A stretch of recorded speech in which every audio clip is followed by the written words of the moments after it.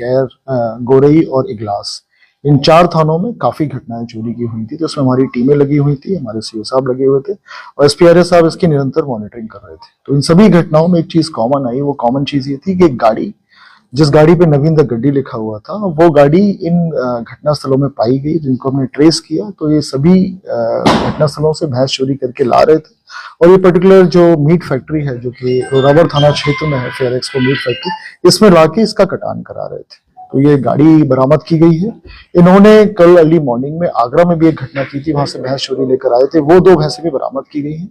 तो इसमें गाड़ी ड्राइवर, साथ ही साथ जो भैंस को चोरी करने वाला चोर बबलू और आदिल, साथ ही साथ इस मीट फैक्ट्री जो fair export PVC meat factory है, जो कि थाना रबर क्षेत्र में, इसके 8 कर्मचारी इंक्लूडिंग ऑपरेशन मैनेजर, उनको पुलिस ने गिरफ्तार किया है। टोटल 10 अरेस्टिंग की गई है। साथ ही साथ इस पर्टिकुलर फैक्ट्री को क्राइम सीन माना है और उसमें 70 के लगभग भैंसें अभी हैं, जिनको हम वेरीफाई कर रहे हैं कि उसमें कितनी चोरी की है, क्योंकि लार्ज स्केल स्लॉटरिंग हो रही थी। हमारे जनपद में इतनी घटनाएं हुई, लगभग आधा दर्जन घटनाएं पिछले 12 दिन में हुई। आसपास के जनपदों में भी हम चेक कर रहे हैं कि उनके यहाँ कितनी घटनाएं हो रही है और उन घटनाओं का इस फैक्ट्री से संबंध है कि नहीं, वो सब हम लोग वेरीफाई कर रहे हैं।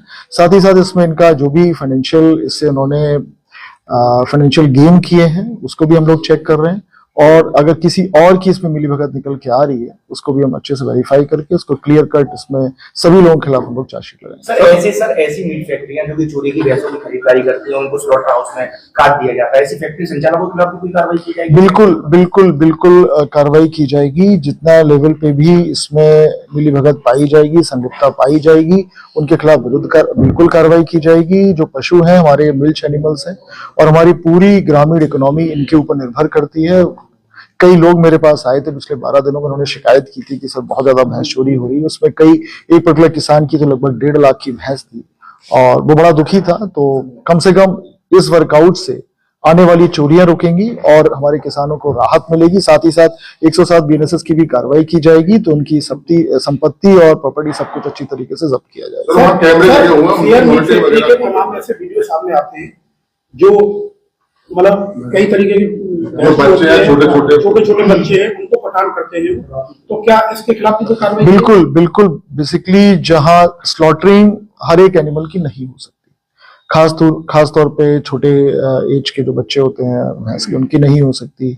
जो प्रेग्नेंट भैंसें उनकी नहीं हो सकती, खासतौर पे जो दुधारू उनकी भी नहीं हो सकती। तो इसमें ये क्योंकि चोरी की भैंसों का कर रहे थे, तो बिना देखे, बिना कुछ किए, साथ ही साथ कोई डॉक्टर्स भी इसको चेक नहीं कर रहा था कि मेडिकली फिट है कि नहीं, और पूरी तरीके से स्लॉटरिंग हो रही थी। तो हर एक बिंदु की जांच की जाएगी, जिसमें छोटे बच्चे हों, चाहे प्रेग्नेंट हों, चाहे वो उनके एज ग्रुप की। एक टीम बनाई जाती है जिसमें सीबीओ होते हैं, प्रदूषण का हेड होता है और प्रशासन की टीम रहती है। तो सर क्या ये टीम चेकअप नहीं करती, जबकि एक डॉक्टर परमानेंट बैठने का?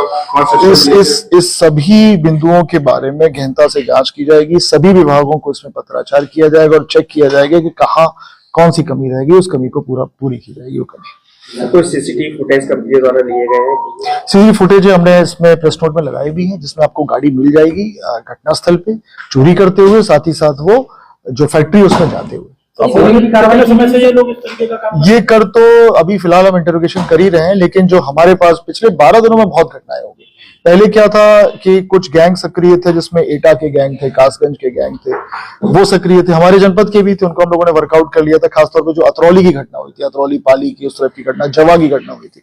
अभी इस तरफ पहले कभी घटना नहीं हुई थी। खैर में, टप्पल में, ग्लास में, गोरई में, ये पिछले 2 हफ्तों में घटनाएं हुई थी। तो उसमें स्पेशल टीम हम लोगों ने लगाई थी कि कहां से ये गैंग आ गया। तो संभवतः ये इन्होंने नया शुरू किया, लेकिन फिर भी हम चेक कर रहे हैं, हो सकता है पुरानी घटना में उन्होंने किया। ऐसा तो नहीं कि फैक्ट्री संचालक जो है इनको प्रलोभन देते हो, चोरी करके मैं किसी भी संभावना से अभी वो नहीं कर रहा इनकार। किसी का भी रोल उसमें हो सकता है, इसीलिए जो 8 कर्मचारी इसमें इंक्लूडिंग इनके सीनियर ऑपरेशनल मैनेजर हैं, उनको भी पुलिस ने अरेस्ट किया है। तो फैक्ट्री सील कर दी गई है क्या? अभी क्राइम ऑफ सीन है, कोर्ट से हम उसमें आदेश कराएंगे।